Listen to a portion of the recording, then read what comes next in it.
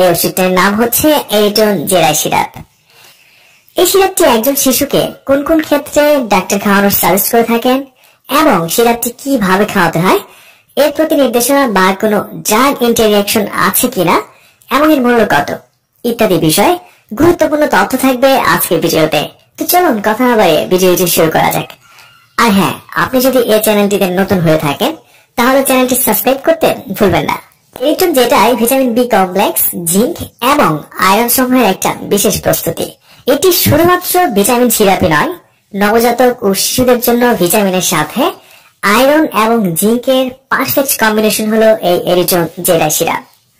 Iron পলিমাল্টোজ complex রূপে iron বিদ্যমান থাকা এই সিরাপটি বাজারে নিয়ে এসেছে ইনসেপ্টা ফার্মাসিউটিক্যাল লিমিটেড।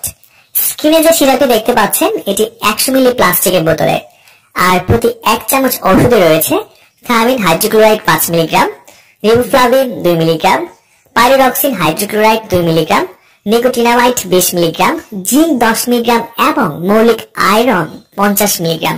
যে সকল শিশু জিঙ্ক এবং ভিটামিনের অভাবে পুষ্টিহীনতায় ভুগছে, বিশেষ করে জন্মের পর মায়ের বুকের দুধ তেমন একটা পায় নাই বা পাচ্ছে না, ফলে বয়সের সাথে সাথে ওজনও কিন্তু ঠিক মতো বেড়ে উঠছে না, বা তুলনামূলক ওজন অন্য একটা সুস্থ শিশুর থেকে অনেক কম, ঠিক তাদের জন্য এই এরিট্রন জেটাই সিরাপ।